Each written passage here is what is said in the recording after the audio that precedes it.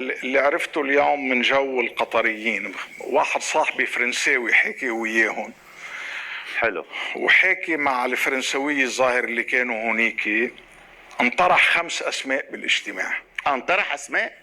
طرح 5 أسماء. من قال انه ما انطرح اسماء؟ لا، انطرح. انه الجو بحسب البيان انه في مواصفات. انطرح 5 أسماء اذا بدهم يطلعوا يعني يكذبوا القصة، وبدي اقول لك شو صار بالضبط حسب هو بعرف. اكيد في يجيب الخبر والقطريين مخبرينه.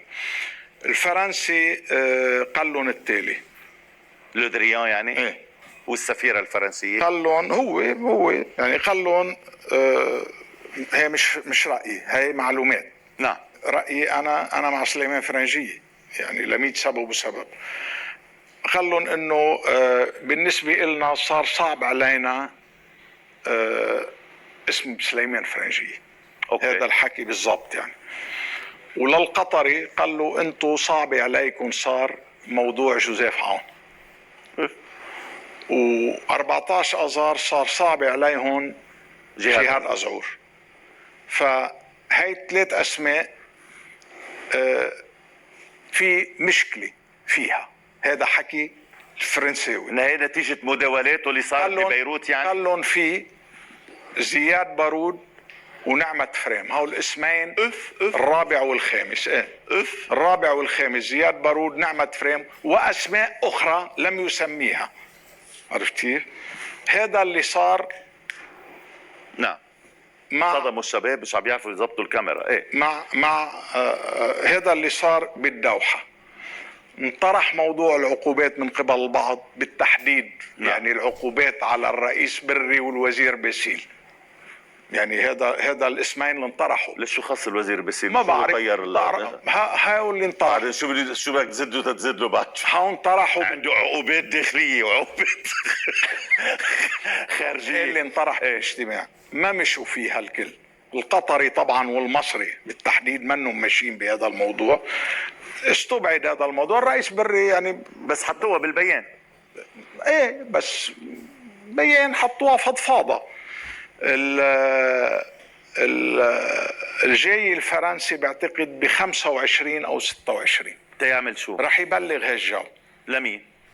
للي بده يشوفهم. والقطري كمان جاي الأسبوع الجاي. بده يشوف مين القطري؟ ما بعرف مع مين محدد مواعيد. يمكن مع رؤساء الكتل، يمكن ما بعرف يعني. بس بعرف الفرنسي أكيد رح يشوف الوزير فرنجية ورح يشوف الرئيس بري. هلأ السؤال شو بيعمل الرئيس بري بعد ما يتبلغ هذا الجو؟ ما بعرف. هاي المعلومات هيك يعني عم بقول لك انا ما فيها ولا اجتهاد. كصاحب موقع الكلمة اونلاين، انت بصورة هذه الاجواء استاذ، وانت بتعتقد انه هالاسمين اللي هن نعمة فريم وزياد بارود ممكن انه يصير عليهم على احدهم هذا الاجماع اللبناني؟ استاذ مساد، اول شيء مساء الخير للجميع. اهلا وسهلا فيك. انا ما بعتقد، انا حكيك وقايع. بالوقايع في شقين بهذا الموضوع. في الموضوع الاول، خلينا نختصر موضوع الاسماء تننقل على مرحله ثانيه. الاسماء المطروحه كل وحده يعني عندها هويه سياسيه. نعمة فريم شخص جيد ومواصفاته جيدة، يعني إذا إجا الجمهورية شخص آدمي ما بيسوق، بيعرف بعض التفاصيل، إنما ما في قوى سياسية اليوم محمسة له. هو بيعرفها بين النائب جبران باسيل، بين حتى القوات اللبنانية، بين بمحور الممانعة. ما في هذا الحماس إلا علاقة بالموقف السياسي له.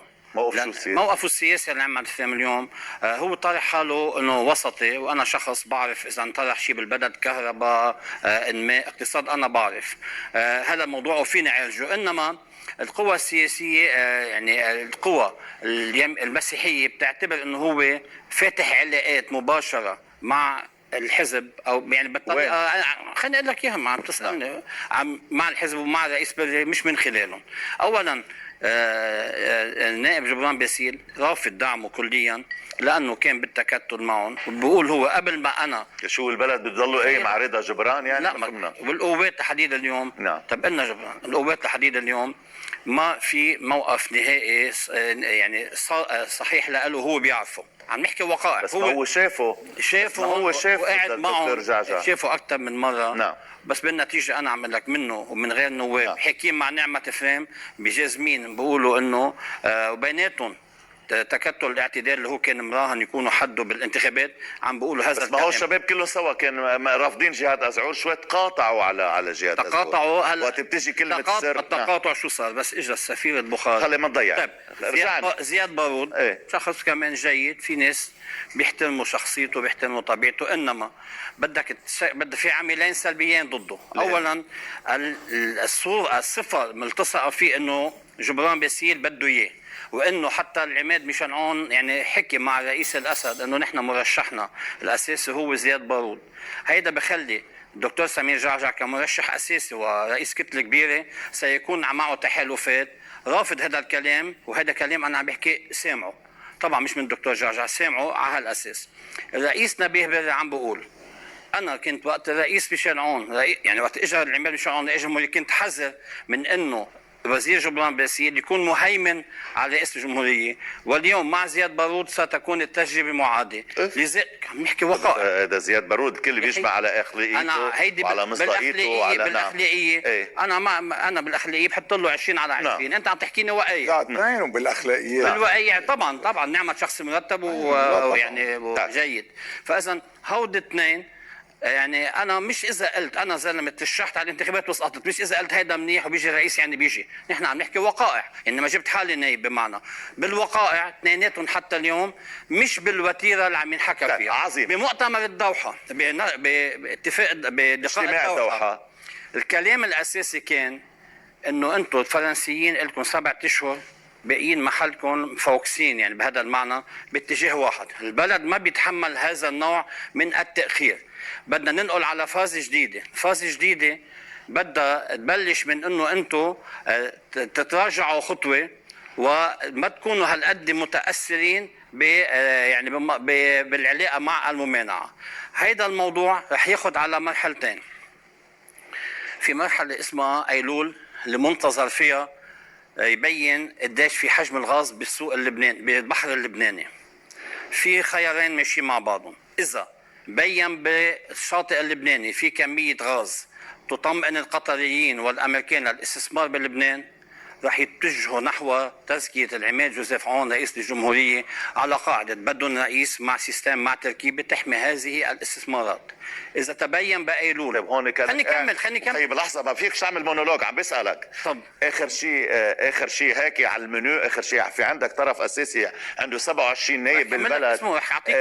هودي بس بيتفرجوا شو بيقرر القطري والأمريكاني مع جوزيف عون. هيدا إذا شافوا الوضع مش هالقد منتج رح يقولوا لهم انتم يا فرنسيين بالناتو البلد كملوا راي على انهيار، جيبوا اللي بدكم وكملوا انتم وياه. بتوافق على النظريه؟ هيدا الكلام باكد عليه يعني البيان السعودي طلع بعد 36 ساعه انه نحن عندنا مواصفات بلبنان هي ما قالها الامير محمد بن سلمان مع بايدن ومع ماكرون، والبيان الثلاثي اللي طلع بقالوا بس. هذا كلام ما بدي فوت بسجال انا بهالموضوع. ليه؟ انا ماشي، انا حكيت شو عندي معلومات بس بالتحليل عنده قراءة. ما بيجيبوا القطري والامريكي رئيس جمهورية بلبنان. يعني مين بيجيبوا؟ الكل بدهم يجيبوه، لا الفريق 8 آذار في يجيبوا، نعم، ولا القطري والامريكي فيهم يجيبوا رئيس. بس حضرتك بحديث لك يعني بتقول القطري بالتنسيق مع الامريكي يعمل لوصول قائد الجيش رئيسا والمصري على نفس الخط، ولكن هذا يتطلب حوارا بين عماد عون ورئيس مجلس النواب نبيه بري. هذا موضوع حتى حكيته مع الجنرال عون. ايه جوزيف عون طبعا حكيته. بطلت تحكي مع الجنرال عون. يعني انا لا بحكي لا على راسي الرئيس. والله عليك بيتع على كل الناس. رئيس عون على راسي، بس انا عم بقول على راسك. انا عم بقول انه ضيعت. بده يحكي مع الشيعة سياسي مش امن. شو يعني السياسي؟ هو مرشح الرئاسي. نعم.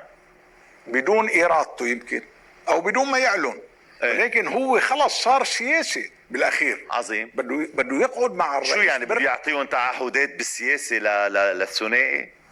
شو فيها يعني؟ اذا رئيس عطى تعهدات مثل شو؟ اذا ليش غيره ما بده تعهدات؟ ما بعرف. ما بعرف انا اسالهم. يعني ساعتها اذا اقتنعوا بده يتناقشوا اذا اقتنعوا الثنائي من جوزيف عون بالضمانات السياسيه بيتخلوا عن سليمان فرنجيه ايه او لا؟ لا وقرر. لا لكن انا قلت لك انه لكن سليمان فرنجيه باقي. انا قلت لك لكن سليمان فرنجيه باقي مرشح باقي. حتى قد ايه؟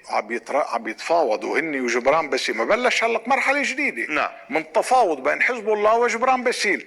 نعم. هالتفاوض بين حزب الله وجبران باسيل بعده على اسم سليمان، انه ما هي الضمانات اللي بتخليك انت تعتبر انه سليمان ممكن يكون رئيس؟ شو الضمانات؟ اوكي هلق بعد ما جاوب. اوكي سيبون. تفضل جبران بس. ولك يا سيمون، قال له سيمون روح شوي. انت خليني اكمل. ولك يا خي روح. ما هلا حكي مع اللي عم يفاوضوا. انا شو بتقول لي؟ انا كمان حكي مع مين؟ انا حكي حلو بتحكوا مع المعلمين. جبران بس يا استاذ نعم. في وقائع. شو هي؟ جبران انا اليوم عم نحكي وقائع. انه جبران باسيل قايل له للسيد حسن بس قال له بدنا تمشي بسليمان الفرنجيه وانا الضمانه. قال له انت مش الضمانه، وهيك كتبتها بالصحف. ليش مش الضمانه؟ قال له انت بس كان يهجم عليك سمير جعجع او يهجم عليك، كنت انا اهجم على سمير جعجع. عم بحكي كلام جبران هيك قال له للسيد نصر الله، قال له انت مش ضمانه. جبران بطبيعته بقولها. عم نحكي بالوقائع. تحت بالضاحك انه انا بكره اذا هجم علي نبيه بري رح تقول وحده الثنائي الشيعي اساسيه مثل ما صار بالتجربه مع ميشيل عون، ما رح تكون معنا. فاذا اذا هجم علي سليمان الفرنجيه ما رح ترده، اذا هجم علي نبي بري مش رح ترده. فاذا انت مش الضمانه بهذه المعركه. عم نحكي وقائع. انحكى بالتعيينات، قال له بالتعيينات ما تعطوني شيء، جبنا العماد جوزيف عون شفتوا اليوم نحن وياه شو فيه. فاذا انا التعيينات ما تغروني فيها. انا بدي اعمل باكج انا وياكم على شخص جديد ونحكي مع الاخرين. مش معناتها حريص على البلد هو الزلمه، عم يحكي بمصالحه اللي مش ممكن يترجع عنها. ليش؟ لانه جبران باسيل بتصرفاته اللي عملها مع غير قوى سياسيه خيفان ترجع تطاله له. من هيك قال له انت مش الضمانه ولا يقبل بسليمان الفرنجيه. انا ما كنت حاضر.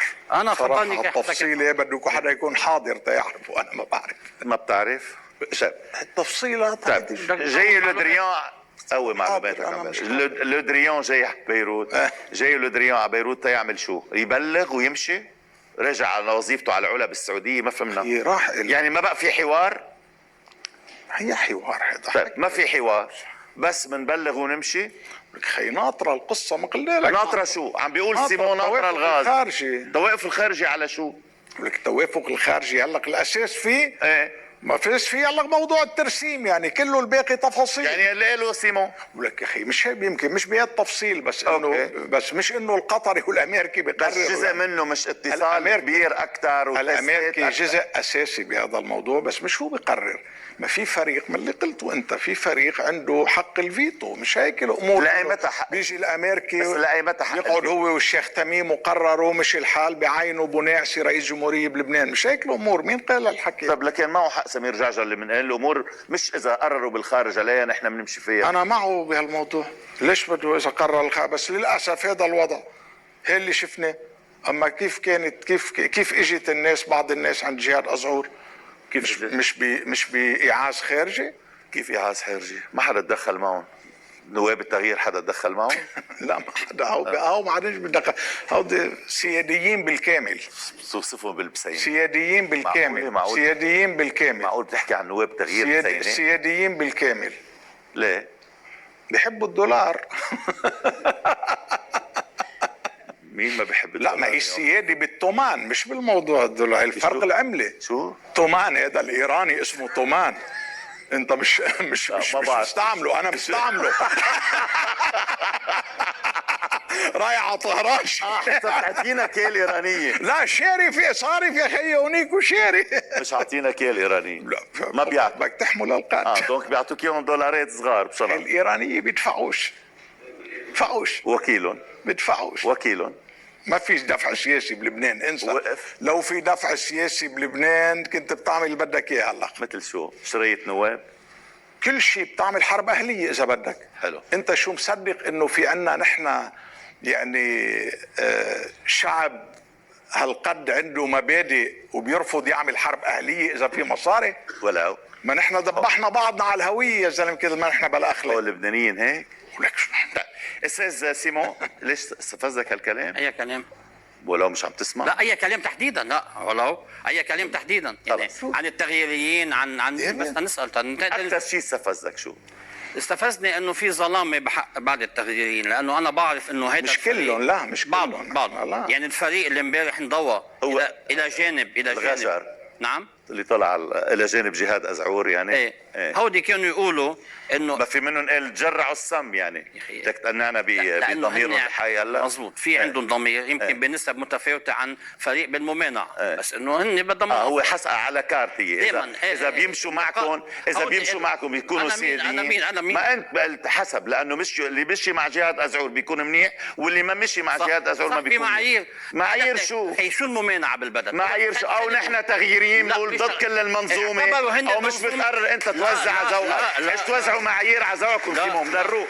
خليني ارجع لك على السؤال الاساسي. هن اعتبروا انه الخطر هو عند حزب الله. بما انه في معركه بهالحجم مع حزب الله، هن كانوا يقولوا الخطر حزب الله، من هون ايدوا جهاد ازعور. بالبدايه كانوا معتبرين ميشيل معوض هلا سيمون، هلا ليك لحظه شوي. مين بيلمن بالمنظومه اكثر؟ ميشيل معوض انه ذبحوا ميشيل معوض انه بالمنظومه. نحن اثنين صحفيين يا استاذ سيمون، بدناش نحكي خطابات. لا مش خطابات. ما راح شاف حزب الله جهاد ازعور؟ شو ضد حزب الله جهاد ازعور؟ شافوا شو قصتك يا زلمه؟ ما هو مش هو مش ممكن بالواقع السياسي. بالواقع السياسي مش ممكن يتم تجاوز حزب الله. بس هو بالسؤال الممانعه اللي بدها تعمل الرئيس شو قدمت البلد؟ نموذج خطه 2030 لمحمد بن سلمان او بتشبهه خطه موانئ دبي قدمت اللي خرب البلد تبييض اموال. لحظه حلو حكي هذا ولك شو الخطاب الممجوج؟ في ناس اعتبروا شو ايه الخطاب الممجوج؟ ايه الخطاب الممجوج؟ بس استلموا البلد بال 2005 هذه السياسه وصلت لخربان البلد. مشكله حزب الله عنده مشكله وحده. حزب الله ما لقى الثوره عن نص الطريق، لانه الثوره بلشت منيحه ركبوها ناس زعران. لانه ما سمع حزب الله لا حزب الله غلط، ما لقى الثوره عن نص الطريق، وانا قلت له اياها الثوره ضد مين؟ ضد النظام القائم كله. كل المنظومه اللي كانت ما هو شريك، لانه هو خرج منه. كيف هو خرج؟ قد طلع من قد طلع عقوبات وفي صفه بموضوع المرفأ من لك شو طلع بعقوبات؟ من قديش عقوبات ماليه على جامعتهم. ولك يا اخي هودي عم تحكي لي يا سيمون ما فيناش نجيب من كل وادي عصا شو عقوبات؟ يعني انا علي عقوبات امريكيه، ايش شو عملت انا؟ تعرف شو هي العقوبات تبعي؟ ما بعرف. قرار رجع نداء الوطن يا خيي، مشكورين نداء الوطن رجعوا حطوا العقوبات. شو العقوبات؟ قال انا اعيق حكومه فؤاد السنيوره من ممارسه السلطه. هيك تعدي على الناس بدل ما تجي تتضامن معي انت كلبناني جاي تنبسط انه علي عقوبات انا وفلان وفلان. يا زلمه يتضامن معي انا نعملوا عليك عقوبات السوريين والايرانيه بتضامن معك. بتضامن معي يا زلمه، ما زالك سيادي تضامن معي. لك يا سيمون خلينا نرجع. انا بتضامن بس خلينا نحكي الناس خلينا نحكي والله الناس ما عاد إلا جلدنا، والله ما عاد إلا جلد هالجلد. ما عم بقول لك هودي الجماعه طرحوا ضد الممانعه شافوا هذا المشهد قبل كانوا شايفين.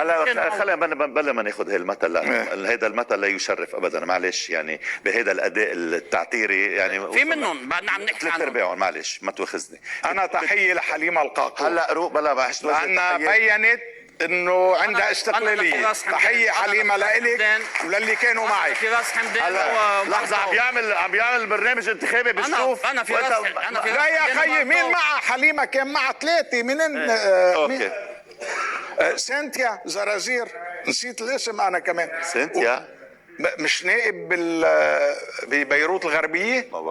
الغربيه ما بعرف وين. عن جد؟ بالاشرفيه ما بعرف كمان يمكن. ومين في حدا اخر مره سمعت لها مثبت عبولا على الواتساب مش هيك؟ بلا ليك كانت اخذ حبوب. مين قال كده؟ عيب. لا ما عم بنتقد. لا والله هي عم تنتقد التغييريين سيمون. لا هي عم تنتقد التغييريين يا سيمون. او تغييريين يا سيمون. ما فيك تحكي ملفات. ليش عم تنتقدهم؟ انا بتراجع بقول غلط. خلص خلينا نرجع اصل بالموضوع. خلص خلينا نرجع اصل رجعوا على الارض.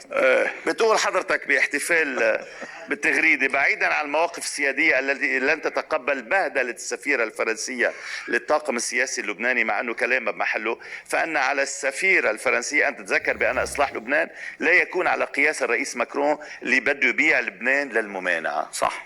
يعني انت لو كنت باحتفال السفاره الفرنسيه لا ما استفزك كلام السفيره؟ ما استفزني لانه عم يحكوا مع بعضهم اهل البيت. يعني مين هي أهل كل يوم البيت؟ انه السفيره اليوم ايه بتقعد مع القوى السياسيه، بتتناقش معهم برئاسه الجمهوريه، بتتناقش معهم بعده ملفات، هي بتاخذهم احيانا مواعيد تروحوا يشوفوا بفرنسا مسؤولين. ماني شايف انه مثلا شخص جاي من برا او امين عام الامم المتحده عم يحكي، انه فريق بيعرفوا بعضهم. لا بس هذا كلام دبلوماسي يعني. طب هن تعودوا. مين هن؟ يعني هيدي القوى السياسيه انت لو كنت معودة. قاعد بالسفاره كنت فليت او بقيت لما سمعت انه قلتكم لولا فرنسا ما كان عندكم شيء، لولا فرنسا ما كنتوا شعب، لولا فرنسا ما كان عندكم مؤسسات. هي بمحل معها حق.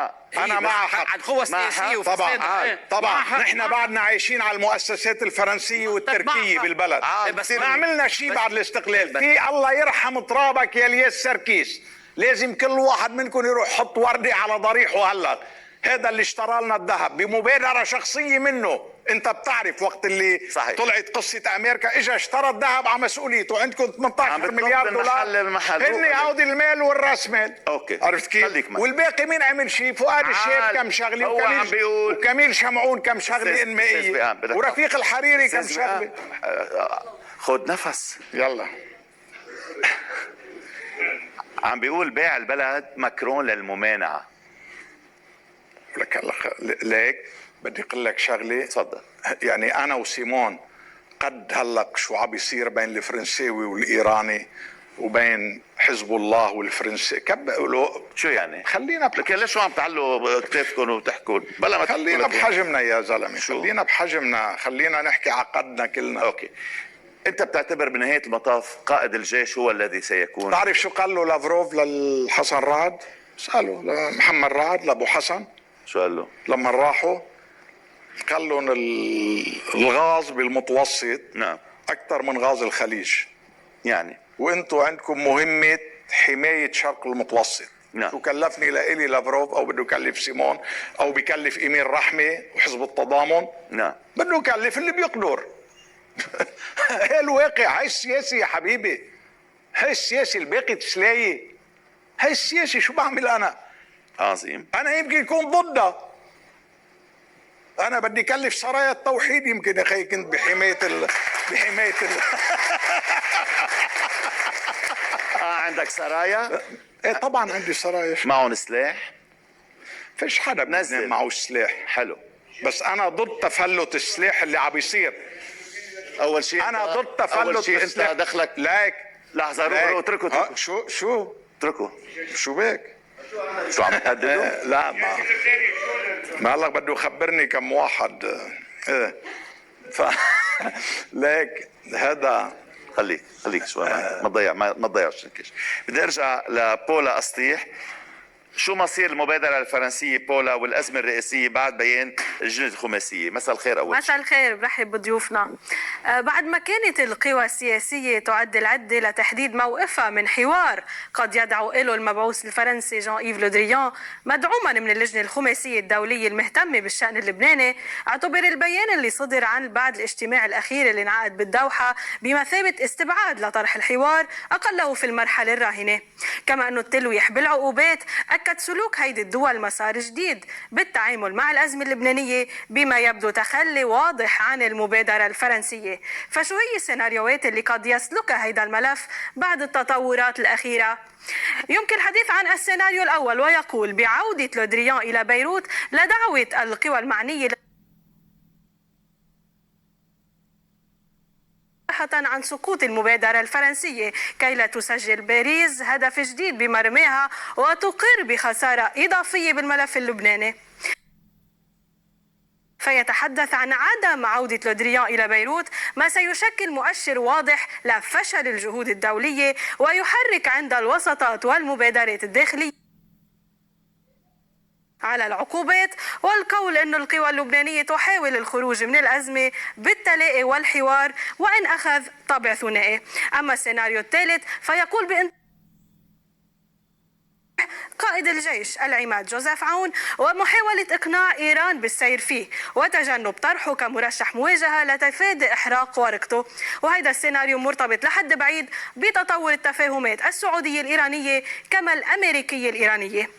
بالمحصلة الطب الرئاسية اللي قذفها بوقت سابق فرقاء الداخل إلى الخارج عادت إلى الملعب اللبناني. هيدا الملعب اللي بعد القوى الفاعلة فيه تعول على عامل الوقت لتحسين شروطها، بوقت بتعتبر مصادر معنية أنه لن يشهد أي حراك جدي بالملف الرئاسي قبل نهاية العام إلا على وقع خضات نقدية اجتماعية أو حتى أمنية. وهون فيني إذا وجه سؤالي أستاذ مارسيل معالي الوزير، يعني أستاذ وئام، هل تعتقد قد نكون نتجه لخضات نقدية اجتماعية توصلنا لخضة أمنية تفرض انتخاب جوزيف عون؟ أيوة. لا، قد نصل لخضة اقتصادية مالية أكيد إذا بقي هذا الإيداء الخنفشاري اللي عملته الدولة بكل أركانها هيك، وكلياتهم بدهم الله يساعدهم عودي معطرين أربعتهم نزلوا اليوم. قال رح نحكي موضوع الحاكمية ضحكوا عليهم النواب، يعني عم يضحكوا عليهم لأنه هودي بدهم يكفي سياسة رياض سلامي النواب بدون ما يتحملوا مسؤولية، والحكومة ما تتحمل مسؤولية، وما بدهم يعملوا شيء وما بدهم يلوطوا ايديهم. كفي يا رياض سلامي، العمى طلع ما فيش رجال بالدولة الا رياض سلامي يا زلمه. عظيم. بس اللي رغم كل شيء اللي قالت لك اياه بولا هي انه اذا فلت الوضع الاقتصادي والنقدي وصل على محل وممكن الوضع الاجتماعي معه يفلت، اليس هذا سيناريو ممكن اخر شيء يوصل؟ هي انا بحبه لجوزيف عون، اذا ما راح تفاوض مع الشيعة ما بيعمل رئيس. خلصنا شو يعني، بدي اقول لك بصراحه بعيد عن حزب الله يعني يا خيي عبيد يا سيمون روق شوي. شو يعني يتفاوض يعني؟ لكن بس انت عم بتقلنا يعني انه الله يخليك اذا ما عندك معطيات يعني ارجوك يعني خلينا نحكي الناس بس كانك عم بتقول، كانه عم بيقول انه الشيعة الثنائي الشيعي مستعد يتخلي عن سليمان فرنجية اذا اخذ ضمانات من جوزيف عون. هيك عم بتقول بلا شو بده يروح يضيع وقته هيك جوزيف عون؟ لا اخي عم بتقول انت اذا تخيط الخماسيه ما في طرف ثاني يبقى هو الثنائي الشيعي وحلفائه الدوليين والاقليميين. عظيم. بدهم يفاوضوهم اذا تفاهم هذا الفريق، ما هذا يمثل فريق واحد الخمسه. عظيم. من الخمسه فريق. اوكي. وهوديك فريق بدوش يتفاوض مع بعضه. اوكي. الحزب اليوم عم يتفاوض مع جبران باسيل على موضوع سليمان فرنجيه. ايوه انت وعم بقوي شروطه مع جوزيف عون بهالطريقه. خليني اقول لك شغله. لا، الشيء طرحته بولا انت ممكن تشوفه كسيناريو كسؤال؟ لا، ما في رد علي قبل موضوع جبران باسيل طيب اللي هي بالموضوع ما في سيناريو بالموضوع النقدي، مثل ما مبين عم بيتصرف نواب الحاكم بطريقه انه متخوفين من دورهم بدهم يستلموه، عم بيتصرفوا كانه هن كانوا محطوطين مثلا بشي سجن انفرادي كل هالوقت.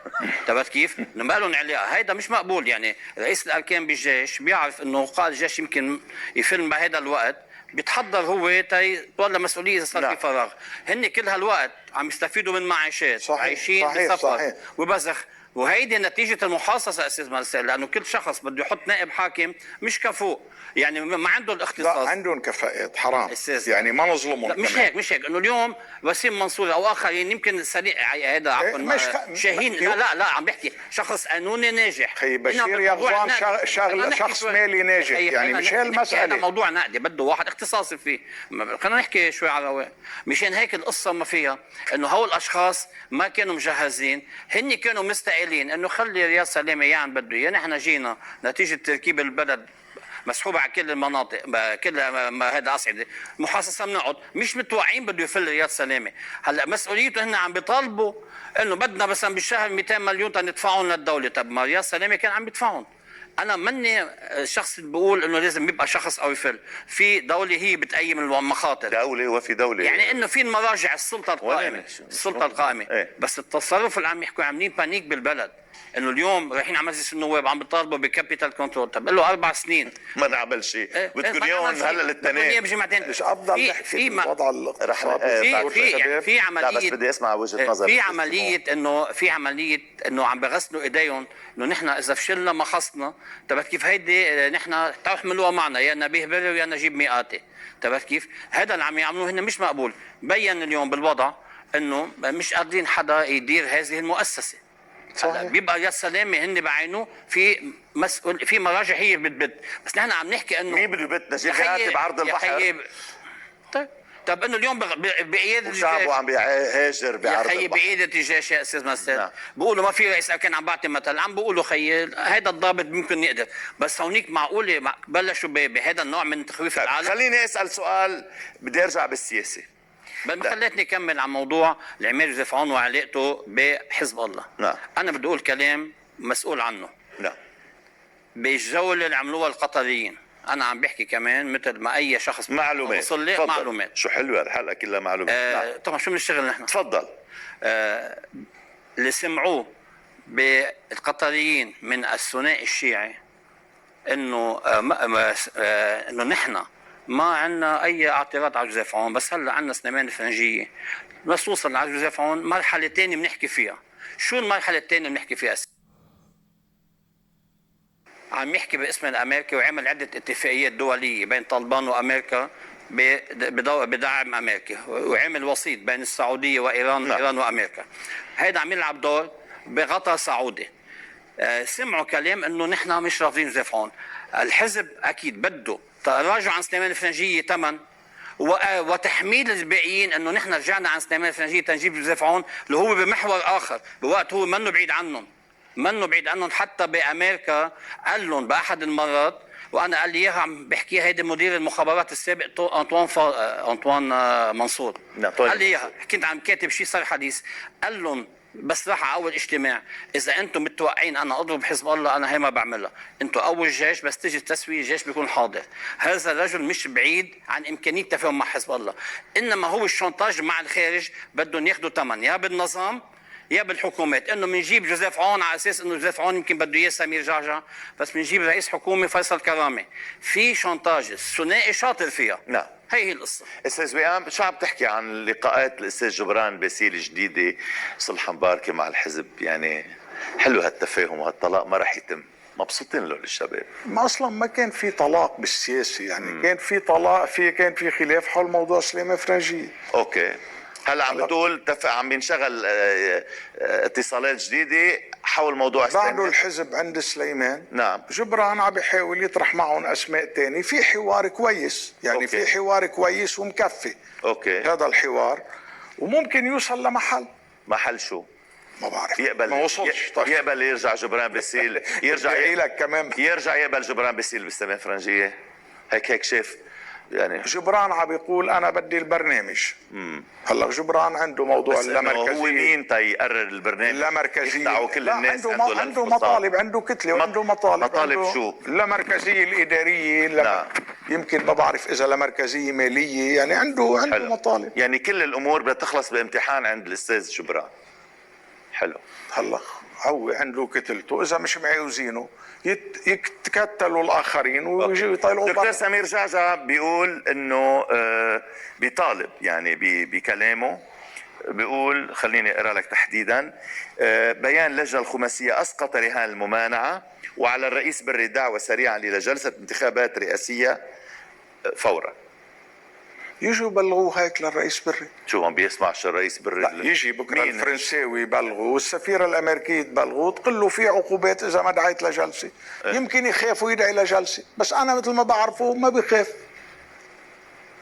يجوا يبلغوه. بس انه هو بيتبلغ من سمير جعجع. بتعتقد هذه الدول ما بيتبلغ من سمير هالدول اللي هي عممت مبدأ الديمقراطية وحق الناس بالديمقراطية، بتقدر تفرض عقوبات لانه في نواب مارسوا حقهم ديمقراطي بالتعطيل؟ كمان. شو استاذ؟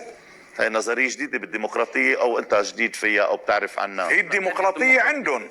الديمقراطيه الحديثه بس مش بالعراق، مش لا، بس بهالديمقراطيه ليبيا، مش بالسودان. يعني تقدر انت تفرض تقدر تفرض انت عقوبات على ناس قرروا يمارسوا حقهم دستوري بالعالم. ايه بالعالم فيش توازن، انه الامريكي بيعمل عقوبات على رئيس الروسي بوتين، ما اليوم في ناس بتعتبر حالها اقوى وعاطي حالها الحق، هيدا بالمطلق عم نحكي.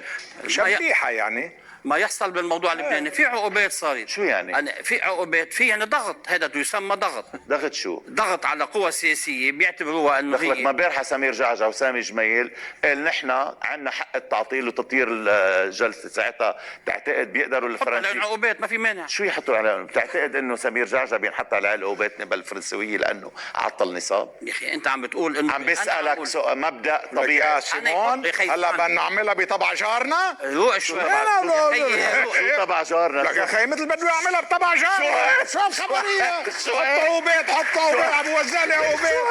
اي عقوبات هاي؟ سرمايتي والعقوبات كلياتها. هلا بتقول انت بدك سرميتي وكل العقوبات وكل الدول سأل السرمية. شو الحكي هذا؟ بس حطوا العقوبات. شو الحكي هذا؟ يا استاذ فئام، شو الحكي هذا؟ يا استاذ شو حطوا عقوبات، حطوا عقوبات. هيك عم توزع لي عقوبات. أنت شو هي؟ شفت بيع الكش يا العقوبات. اخي روق شوي هلا بدل مرجله. شو؟ في امريكان مين؟ هون. انت شو؟ عم تحكيني مرجلة شو حبيبي؟ بلا للمرجلة. روق حطوا عليك علينا شوي. عقوبات. شو عملوا روق شوي فينا؟ بدك تحكي عضونا وإيه؟ بسرميتنا. لك يا شو حبيبي، عملوا علي الحكي ما خيي؟ بينصرف، ما له معنى. شو ما بينصرف؟ ما له معنى. حكيك لك كان لا، بينصرف أنت كلامك يحطوا ما له علينا معنى. عقوبات. عم تحكي مجتمع دولي كيف كبير. الحكي هذا؟ حطوا علينا، عم تدعي الناس يحطوا علينا على عقوبات. شو الكلام هذا؟ نبيه بري بس حطوا عليه عقوبات لعلي حسن خليل بعد 21 يوم اعلن اتفاق الترسيم. ما تحكوا بالمرجله بس تكونوا عم تحكوا مع امريكا. بتحكي هلا اني بدك اياه بتحكي بالداخل هون، سرميتك بتستعملها هيدي حرفيا انت وياها مشكلتك، بس في وقائع عم نحكي. في بالعالم وقائع. مشكلتك انت وياه. أنت مش استاذ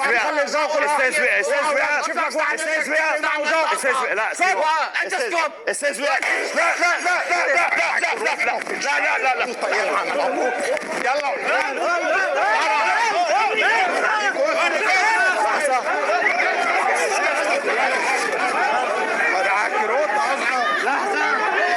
يا وئام سيمون سيمون سيمون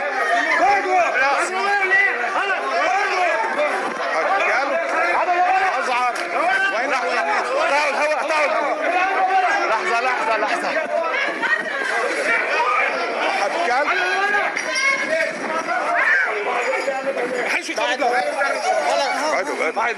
وقفوا الهواء وقفوا الهواء فيرو ملك الاستاذ وقفوا الهواء مين شيل ايدك وقف الهواء هلا وقف الهواء لحظة وئام